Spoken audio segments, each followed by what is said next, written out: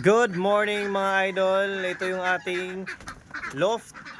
Ito yung ating pigeon farming.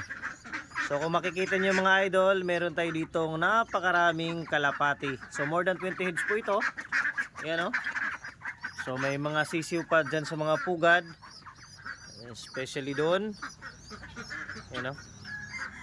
So ito yung ating pigeon farming para makaharvest tayo ng squab or pigeon meat.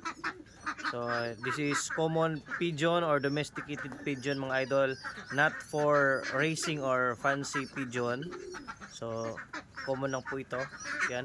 Instead na pakawala natin, nilagay na natin sa enclosure para di makapirwisyo sa kapitbahay. Baka maubos yung mga palay nila.